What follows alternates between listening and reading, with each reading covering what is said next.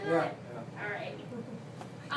Have you ever been charged with committing any crime? No. Have you ever been in something like probation, or did you do something so that you wouldn't have to go to jail? Alrighty. Have you ever been to jail or to prison before? No. Alrighty. That's when it's good to be boring, right? Have you ever been an alcoholic? No. Have you ever sold or smuggled any illegal drugs, cocaine, marijuana, anything like that? Did you ever help anybody sneak into the United States illegally? No. Alright, at any time when you were getting your green card or when you were coming to the United States, did you ever lie to a government official so that you could get a benefit, so that you wouldn't be deported or removed, or so that you could come into the United States? No. Alright.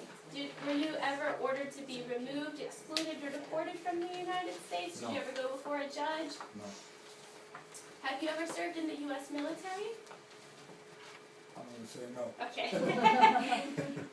All right. And did you do your selective service registration? Yes, I did. That does trip some of the younger people up. A lot of times people think it happens automatically. It's not. Just, you can also check on sss.gov, and it's a public registration. If you know their social and their last name, you can look up to see. And we'll check also, but sometimes that is an issue for people. Alrighty, well, we got through all of the eligibility questions, so now we're going to talk about the oath of allegiance you're going to take. Okay. Alrighty. Do you support the Constitution and the form of government of the United States? Yes. Do you understand and are you willing to take the full oath of allegiance to Yes. the United States? If the law requires it, are you willing to bear arms or to fight on behalf of the United States? Yes. If the law requires it, are you willing to perform non-combatant services in the U.S. military? That means Yes. you're not going to be fighting, but if they need you to drive a truck or help wounded soldiers, is that okay? Sure. All right. If the law requires it, are you willing to perform work of national importance, but under civilian rather than military dress? Yes. All right. All right, Mr. Siebert, what I'm going to get you to do is I'm going to have you sign here, which tells me that everything you said today and included in the application is true. And you're going to sign here, which says that you're okay with taking the oath of allegiance. So we'll get them to sign at the interview. With the oath, there are some instances in which you can waive portions of the oath, but it's religious objection. So it can't just be, I don't want to, and even if it's a religious objection, they still have to at least agree to one of them. So typically people will do the work of national importance, but under civilian direction. The conscientious ones are really more for, and correct me if I'm wrong, Hans, but like affirm instead of, it's kind of a, minor details compared to, but it's religious objection only for the oath waiver. And if we did that, we would cross through before he signed which portions he has the religious objection to. Sometimes I'll get these cute little 80-year-old ladies who tell me they don't want to hold a gun and they don't want to fight, but it's only if the law requires them to, so they don't have to go out and volunteer it. So at that point, like, I'm pretty sure they're not going to pick you first, so you're going to be good. Once the interview is concluded, we'll give them a sheet of paper that's called a notice of results. If he had failed one of the tests, I would put exactly which test he failed. What happens is, if everything looks good, I have all the documents I need, then I'll check that it's recommended for approval. These are going to get checked again after me, so that's why we say recommended, it's not a surefire. They don't get another approval notice after the interview. And it takes a month or two before they're going to get the notice for the ceremonies. So sometimes people freak out that something's wrong, but just take some time before we get scheduled for that. Are there any questions? I was wondering on the speaking and the reading and writing part, is it really only one question like you did, or were you speeding things Yeah, if up? he had missed that question, then we would have gone to the next question and the next question. So there's 3 total, but they only have to get 1 right. On the application, I've had this with another student. A speeding ticket, is that considered cited? Like, where does that, where does a speeding ticket go there? It would be cited. Okay, it's not a crime or offense, it's just a cited. Well, it's still an offense, technically. Yeah, so they would say yes to that. Yeah, and then there's if you'll see there's a box. Yeah. And then they can just put speeding ticket when it happened.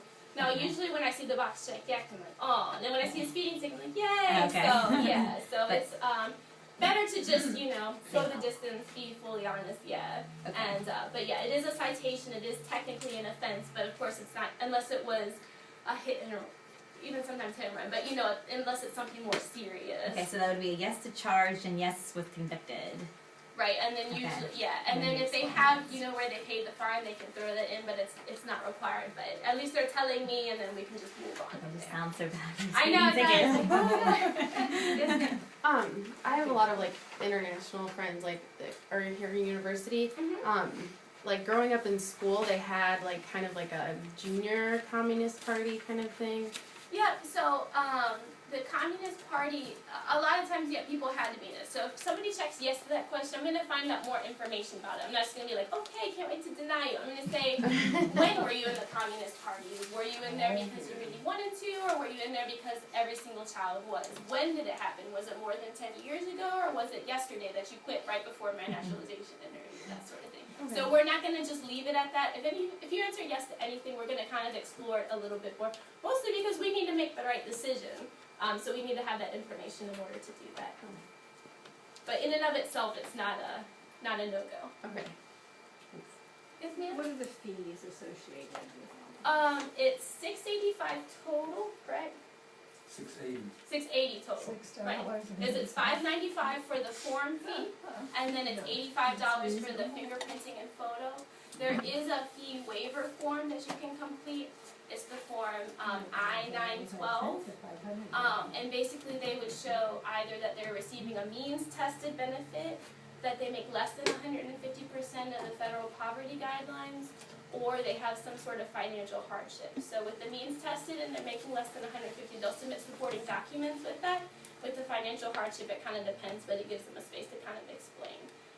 So that is an option with it. And once you know that they have a food stamps, they can waiver the fees. That's Is a it- means tested benefit, so Mhm. yes. And earlier somebody asked about a refugee. Most refugees are entitled to means tested benefits, so that would then be the basis for them to file the fee waiver.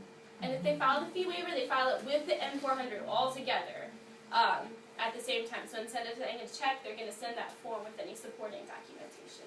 But generally, if they don't qualify for that, then it's going to be the 680. What type of obligations when someone is sponsored by another person? Financial obligations do the sponsor have with the individual? Well, for naturalization, nobody's really sponsoring you financially, so that's really more a function of the permanent residency part. The best thing to do is actually to look at, it's the form I-864, so there's no financial requirements or that you have to meet for naturalization at all. You're just